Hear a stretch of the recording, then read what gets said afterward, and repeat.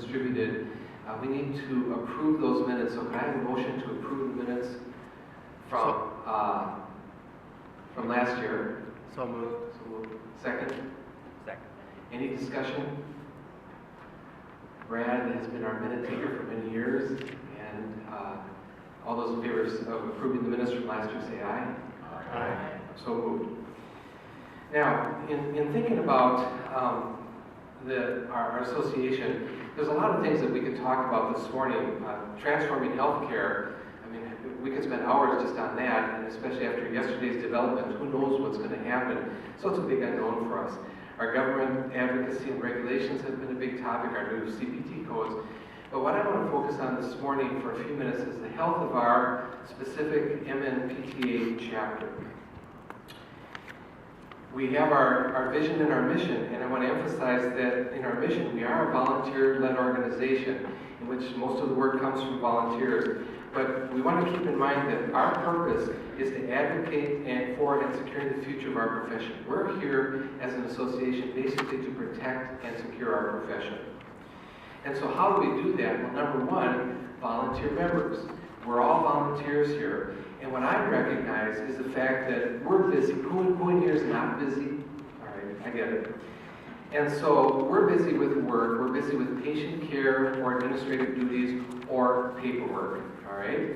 We are required to have CE, so that takes time out of our lives to complete our CE.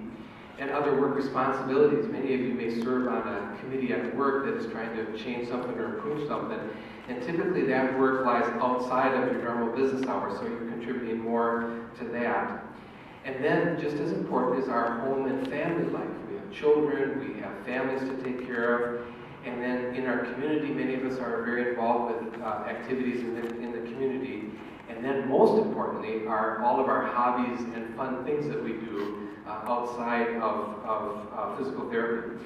So what happens then is that we have to carve out where is the time going to come from for our volunteer activities for either the Minnesota chapter of APTA or the national APTA chapter. And so what we recognize is that any volunteer time that we do here is competing with all of these other things that we mentioned right here with all of the work and home and family. So the point is, as a volunteer-led organization, we recognize that volunteers are the key to the health of our association, and that's how we function. And that volunteers really are our most valuable asset. They're like gold for us, all right?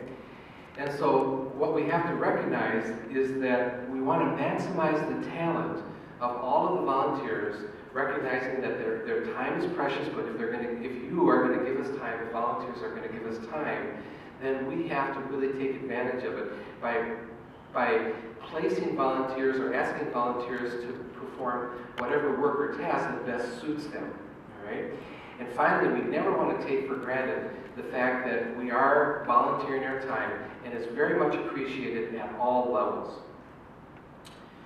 So how do we do that? Well, we have planning and work to do. And my motto has been, since I've started as president, is that whatever work we do has to be important work for the association. So as we identify goals and objectives and work tasks, is this valuable to the association? And for the most part, yes. For all of it, yes.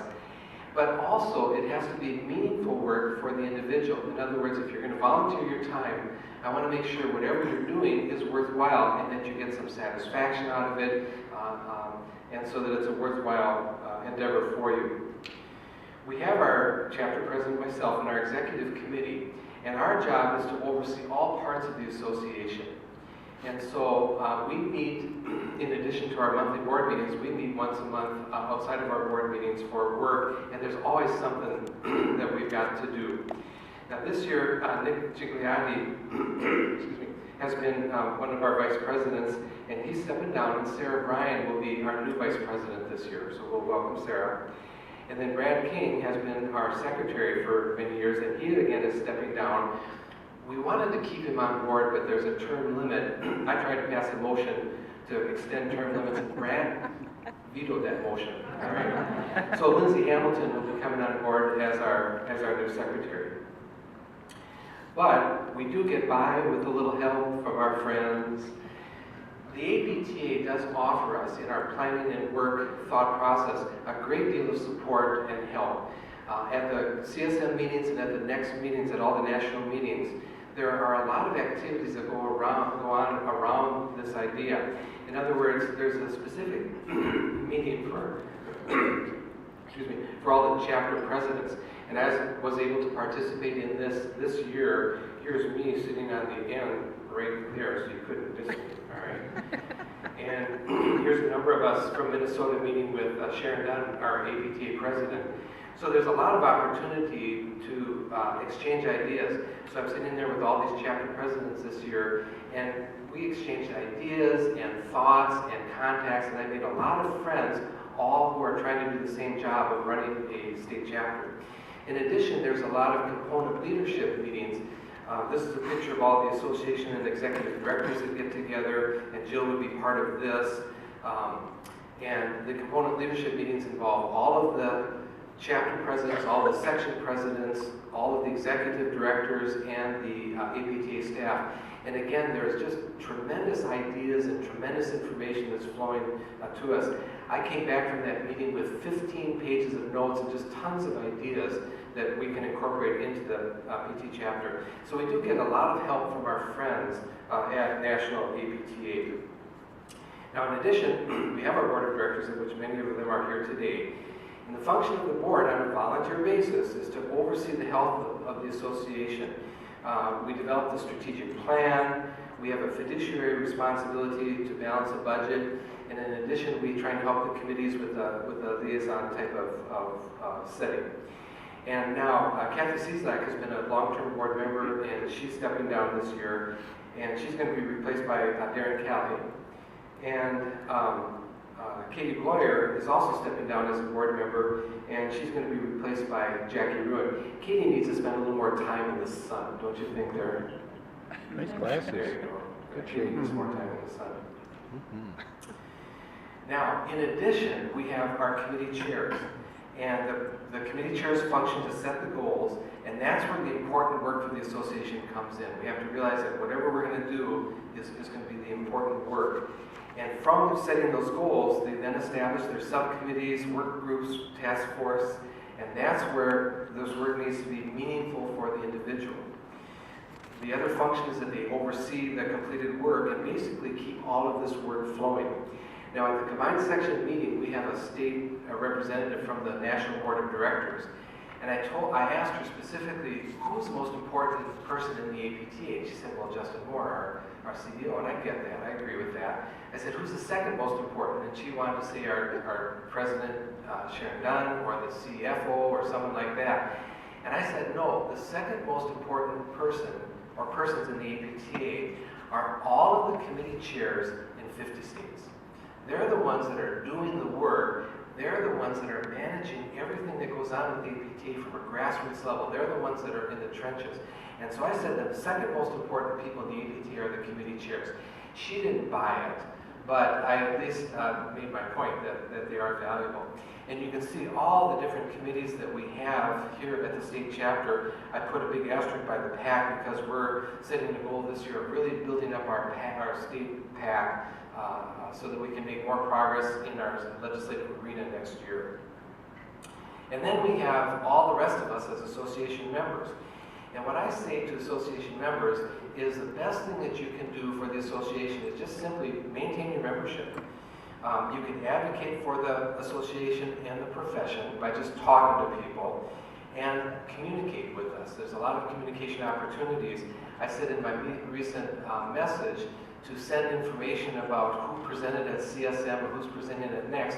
And we're going to try and develop that into some type of a tab on our website so you can see who is involved with all of these different presentations. We have a spotlight program where you can nominate a person to be spotlighted, so we expect communication. But the key is that belonging to the association, both the APTA and our state association, really does support the entire infrastructure. And I don't know that every member appreciates the infrastructure and how strong it is and how much it needs to be supported until I got more involved in APTA, but it is very strong. Number one, you support it from a financial standpoint so that we can operate. And number two, you support it from a numbers standpoint. We're approaching 100,000 members nationally, and that's a huge goal. And believe me, those numbers carry weight. In the state, we carry weight when we say we have over 2,000 members of our association. The legislators and the insurance companies, et cetera, pay attention to that. And the same on a national level. This number of members that we have does carry some weight. So again, what I say is if you're going to be in, if you want to know what to do with the APTA, the baseline is just simply maintain your membership. If you would like to, beyond that, you're welcome to join a committee. We encourage you to join a committee if that's what you're interested in, but you don't have to.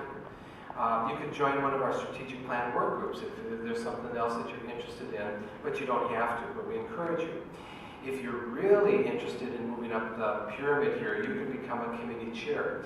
I talked to a number of PT directors that have young, energetic, talented staff people that are looking for responsibilities, and maybe at the specific job they don't have a promotion opportunity, but with the APTA, this offers another opportunity to advance your leadership skills. So we're always encouraging people to step up and become committee chairs.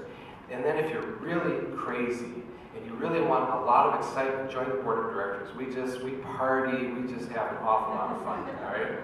And beyond that, if you want to get more involved, you can get involved in the national APTA level. Holly Clinch, who's one of our members, is a member of the nominating committee for the national APTA.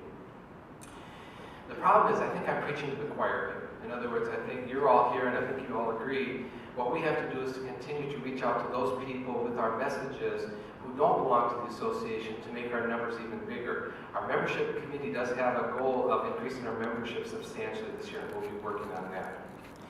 So in conclusion, the amount of planning and work, along with the available people to do this work, is what we have to balance out. And if we can keep this in a balance, we're going to have a very healthy Minnesota Physical Therapy Association. Okay. Now, next, I'd like to invite Dave Thorson up for the finance report.